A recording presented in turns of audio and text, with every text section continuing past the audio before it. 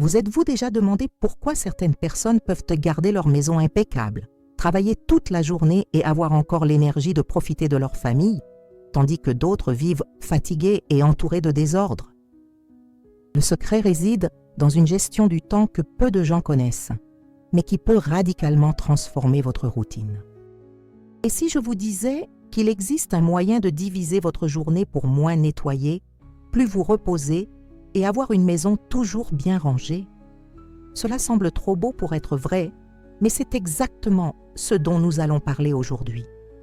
Cette méthode simple vous montrera que le problème n'est pas le manque de temps, mais la façon dont vous utilisez le temps dont vous disposez. Si vous continuez à faire les choses comme d'habitude, vous resterez fatigué, frustré, et votre maison aura toujours besoin d'un grand nettoyage.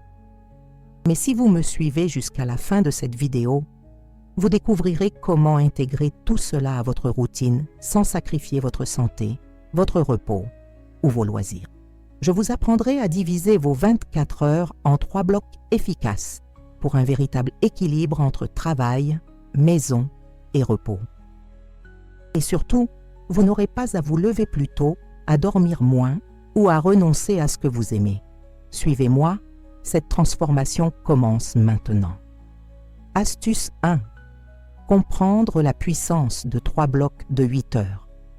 Commençons par le commencement, car beaucoup de gens complexifient ce qui est simple.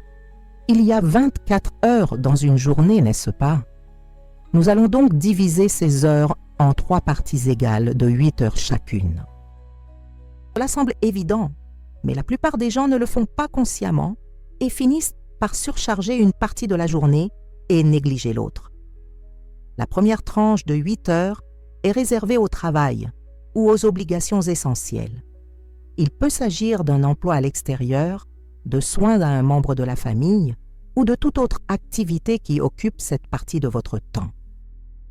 La deuxième tranche de 8 heures est réservée à vous-même, pour vous occuper de la maison, effectuer les tâches ménagères, mais aussi pour les loisirs, les hobbies et passer du temps avec vos proches. Et la troisième tranche, que beaucoup oublient ou sacrifient, est consacrée au repos et au sommeil. 8 heures de sommeil ne sont pas un luxe. C'est un besoin fondamental pour le bon fonctionnement du corps. En respectant ces 3 tranches, la vie commence à mieux s'écouler. Vous cessez de culpabiliser de vous reposer, de penser que vous devez constamment faire les tâches ménagères et vous commencez à comprendre qu'il y a un temps pour chaque chose. Cet équilibre est la base de tout ce qui suit. Si vous ne dormez que 5 ou 6 heures par nuit pour faire le ménage, vous épuiserez votre corps. Et le lendemain, vous serez trop fatigué pour faire quoi que ce soit correctement. À l'inverse, si vous passez toute la journée à faire le ménage sans vous réserver de temps pour vous reposer ou vous amuser, vous finirez par vous épuiser émotionnellement. Le secret n'est pas d'en faire plus, mais de le faire mieux et au bon moment. Avec une journée bien structurée, il est beaucoup plus facile de planifier les tâches et de tout intégrer sans stress. Astuce 2. Utilisez le tapis de travail uniquement pour cela. Maintenant que vous savez que vous consacrez 8 heures au travail, la règle d'or est simple, ne mélangez pas les choses. Ces 8 heures sont consacrées à votre activité principale, quelle qu'elle soit. Si vous travaillez à l'extérieur, c'est le temps que vous consacrez à votre travail. Si vous restez à la maison, il est peut-être temps de vous occuper des enfants, de faire les courses ou de régler des affaires importantes. Mais voici l'astuce. N'essayez pas de tout nettoyer pendant ce créneau. Beaucoup de gens commettent cette erreur et finissent par ne rien faire correctement. Ils passent d'une tâche à l'autre, essaient de balayer tout en répondant à des messages professionnels, font la vaisselle au milieu d'une réunion virtuelle et à la fin de la journée, ils sont épuisés, mais rien n'a été bien fait. En respectant votre créneau de travail, vous êtes vraiment plus concentré et plus performant. Vous terminez plus tôt avec une meilleure qualité et vous avez de l'énergie pour d'autres choses. Alors, arrêtez d'essayer de tout faire en même temps. Si vous travaillez, travaillez. Si vous avez une petite tâche ménagère à faire, comme retirer un morceau du four ou ouvrir la porte, c'est normal. mais ne transformez pas votre temps de travail en temps de ménage. Cela vaut aussi pour ceux qui travaillent à domicile et pensent devoir tout garder impeccable en permanence. Ce n'est pas nécessaire. Les tâches ménagères viennent après. En séparant bien ces tâches, la productivité augmente et la fatigue diminue. Vous constaterez que vous pouvez accomplir en 6 heures ce qui vous prenait auparavant toute la journée, simplement parce que vous êtes concentré. Et vous avez encore le temps de souffler, de prendre un café tranquillement ou de consulter les réseaux sociaux sans culpabilité. Astuce 3. Transformez votre blocage personnel en temps de qualité. Voici le moment qui manque le plus à la plupart des gens, mais qui peut être le plus agréable de la journée si vous le faites bien. Le deuxième bloc de 8 heures est votre temps personnel. Cela comprend, certes, les tâches ménagères, mais pas seulement. Il est temps de profiter de la vie. Durant ces 8 heures, vous pourrez vous consacrer aux tâches ménagères, mais faites-le avec discernement et sans excès. Ne passez pas toute la journée à laver, repasser, cuisiner et frotter. Vous ferez l'essentiel et consacrerez le reste de votre temps à des choses qui vous font du bien. Cela peut être regarder la télévision, lire un livre, discuter avec un ami, vous promener, vous occuper des plantes ou tout ce qui vous procure du plaisir. L'essentiel est de ne pas laisser les tâches ménagères occuper la totalité des 8 heures. Car si cela arrive, vous n'aurez plus de véritable temps personnel. Vous aurez juste un autre quart de travail. Et la fatigue physique s'installera, doublée d'une fatigue émotionnelle. Alors, définissez le temps que vous consacrerez aux tâches ménagères pendant ce bloc. Cela peut prendre 2 heures, 3 au maximum. Dressez la liste de ce qui doit vraiment être fait ce jour-là et concentrez-vous dessus. Le reste peut attendre. Votre maison n'a pas besoin d'être parfaite tous les jours. Elle doit être fonctionnelle et agréable. En comprenant cela, vous libérez de l'espace pour vivre pleinement. Et savez-vous ce qui se passe quand vous vous reposez et vous amusez? Vous vous sentez plus énergique pour affronter les tâches du lendemain. C'est un cercle vertueux et auto-renforçant. Avant de continuer, pourriez-vous me rendre un service? Si ces conseils vous ont plu, abonnez-vous à la chaîne et activez la cloche de notification pour ne rien manquer des prochaines vidéos. Et commentez ci-dessous d'où vous regardez. J'aimerais savoir qui regarde ces transformations de l'autre côté de l'écran. Continuons, car il y a encore plein de bonnes choses à venir. Astuce 4. Protégez votre matelas de couchage comme s'il était en or. Parlons d'un sujet que tout le monde reconnaît comme important, mais que presque personne ne respecte vraiment, le sommeil. La troisième tranche de 8 heures doit être consacrée au repos. Et quand je dis repos, je ne parle pas de rester au lit à jouer avec son téléphone jusqu'au petit matin ou de regarder la télévision jusqu'à en avoir les yeux qui piquent. C'est du vrai sommeil, un sommeil réparateur qui vous rechargera en énergie pour le lendemain. Beaucoup sacrifient leur sommeil pour être plus productifs, mais c'est contre-productif. Car le lendemain, vous serez tellement fatigué qu'il vous faudra 2 fois plus de temps pour accomplir les mêmes tâches. Vous serez irritable, impatient, avec des maux de tête, et en plus, vous prendrez de mauvaises décisions à cause de la fatigue. Inutile donc de dormir 5 heures en pensant gagner du temps. Vous perdez en santé, en énergie et en qualité de vie. 8 heures de sommeil sont indispensables. Elles doivent être une priorité dans votre routine. Il faut donc calculer à rebours. Si vous devez vous lever à 6 heures du matin, vous devez être endormi à 10 heures du soir. Inutile de commencer à ranger la cuisine à 9h30 et de vous plaindre ensuite de ne pas pouvoir vous coucher tôt. Organisez votre nuit pour avoir le temps de prendre soin de votre hygiène personnelle, de vous détendre un peu et de vous coucher à l'heure. Un sommeil de qualité améliore tout.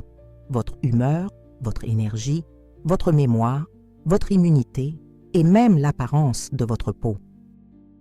Vous remarquerez qu'en dormant bien, les tâches de la journée deviennent plus faciles et vous êtes beaucoup plus productif. Alors, cessez de considérer le sommeil comme une perte de temps et voyez-le plutôt comme un investissement pour votre santé et votre productivité. Astuce 5. Répartissez les tâches ménagères tout au long de la semaine. Maintenant que vous comprenez le fonctionnement de la charge de travail quotidienne, voyons comment organiser les tâches ménagères au sein de votre bloc personnel sans vous laisser submerger. La plus grosse erreur que font la plupart des gens est de vouloir tout faire en une seule journée. Ils passent ensuite tout le samedi à nettoyer la maison de fond en comble et finissent par être épuisés. Ce n'est pas une fatalité. Vous pouvez répartir les tâches sur la semaine et en faire un peu chaque jour. Cela rend le tout plus léger et plus facile à gérer. Par exemple, le lundi, vous pouvez vous concentrer sur le nettoyage des salles de bain. Le mardi, ce pourrait être la cuisine. Le mercredi, vous rangez les chambres. Le jeudi, vous faites la lessive et le vendredi, vous faites la poussière. Le week-end, vous vous reposez ou vous faites simplement un petit entretien. En répartissant ainsi les tâches, chaque tâche prend au maximum 1 ou 2 heures et vous avez le reste de la journée pour faire autre chose. Vous n'avez pas la pression de tout nettoyer d'un coup. Et le meilleur, c'est que la maison reste toujours bien rangée car vous vous en occupez petit à petit chaque jour. C'est bien mieux que de laisser le désordre s'accumuler toute la semaine et de devoir affronter une tâche colossale le week-end. Autre avantage, vous n'avez pas à annuler de rendez-vous ni à renoncer à des sorties pour faire le ménage. Le ménage fait déjà partie intégrante de votre routine. Établissez un planning hebdomadaire simple. Vous pouvez même l'écrire sur un morceau de papier sur le réfrigérateur avec les tâches de chaque jour. Ainsi, vous n'oublierez rien et garderez tout sous contrôle sans effort. Astuce numéro 6. Apprenez à dire non aux excès. L'un des plus grands pièges qui peuvent vous déséquilibrer est d'accepter plus que ce que vous pouvez gérer. Et cela s'applique à tout. Engagement, service, tâches supplémentaires au travail, demandes de la famille et des amis. Beaucoup ont du mal à dire non par peur de décevoir les autres ou par désir de plaire à tout le monde. Mais en réalité, dire oui à tout, c'est se dire non à soi-même. Vous sacrifiez votre repos, votre temps libre et votre santé. Il est donc important d'apprendre à fixer des limites. Si quelqu'un vous demande un service et que vous avez déjà fait vos valises, vous pouvez poliment lui dire que vous ne pouvez pas le faire pour le moment. Si le travail nécessite des heures supplémentaires et que vous êtes épuisé, vous pouvez expliquer que vous devez respecter son emploi du temps. Si un proche vous demande de préparer un plat compliqué pour un repas de famille et que vous manquez de temps ou d'énergie, vous pouvez lui proposer quelque chose de plus simple ou apporter un plat acheté. Il n'y a rien de mal à privilégier son bien-être. C'est même un signe de maturité et de bien-être. En gérant votre temps, vous pouvez accomplir les tâches importantes avec plus de qualité et conserver de l'énergie pour aider les autres quand vous en avez vraiment l'occasion. Mais si vous êtes constamment débordé, vous ne pouvez rien faire correctement et tout le monde y perd, vous y compris. Alors, entraînez-vous à dire non sans culpabilité. Inutile de vous justifier 1000 fois, soyez simplement sincère et bienveillant. Les gens comprendront, et s'ils ne le font pas, c'est leur problème, pas le vôtre. L'important est de prendre soin de vous et de maintenir l'équilibre dont vous avez tant besoin. Astuce numéro 7. Utilisez la technologie et des astuces simples à votre avantage. Vous n'êtes pas obligé de tout faire manuellement et à la dure, simplement parce que c'est comme ça depuis toujours. Il existe des outils, des produits et des astuces qui peuvent vous simplifier la vie et vous faire gagner un temps précieux. Par exemple, si vous en avez les moyens, investissez dans des appareils électroménagers qui font le gros du travail à votre place. Une machine à laver est un investissement rentabilisé en temps et en énergie. Un aspirateur, même le plus simple, est bien plus rapide que de balayer toute la maison avec un balai.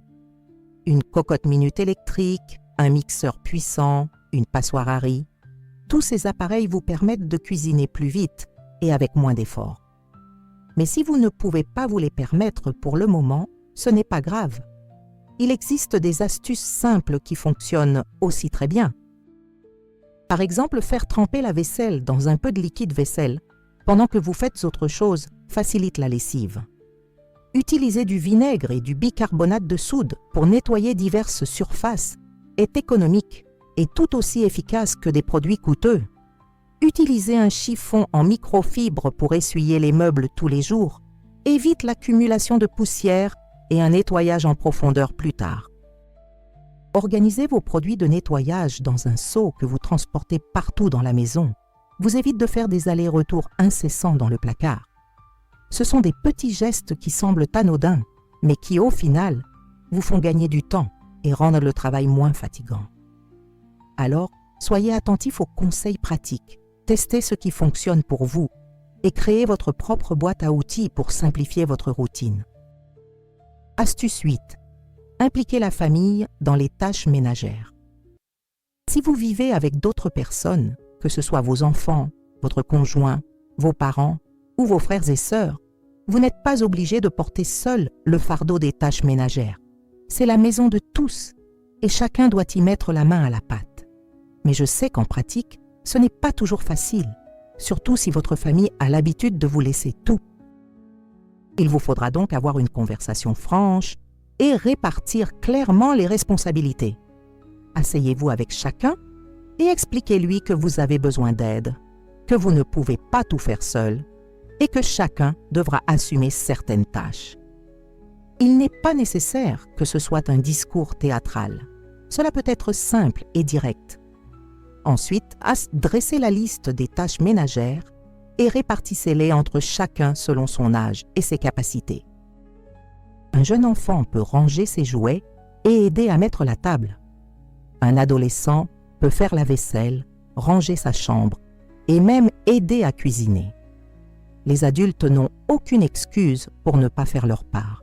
Au début, il peut y avoir de la résistance, des grognements et des tentatives de vous refiler les tâches. Mais il faut être ferme et ne pas céder. Si quelqu'un ne fait pas sa part, ne le faites pas à sa place.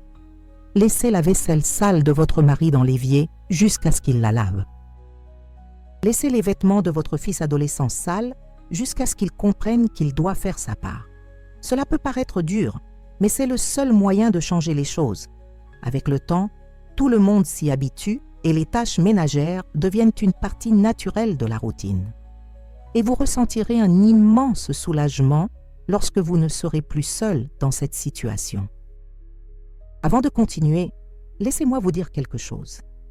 Si vous souhaitez avoir une maison propre, organisée et parfumée sans perdre des heures ni dépenser en produits coûteux, j'ai préparé un guide complet avec des recettes maison faciles, une checklist hebdomadaire et des astuces de pro qui fonctionnent vraiment.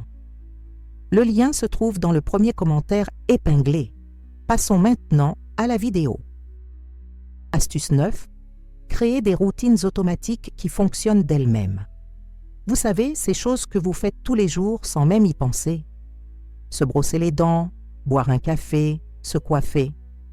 Plus besoin de faire d'efforts mentaux pour s'en souvenir, car elles sont devenues automatiques. C'est exactement ce qu'il faut faire avec certaines tâches ménagères.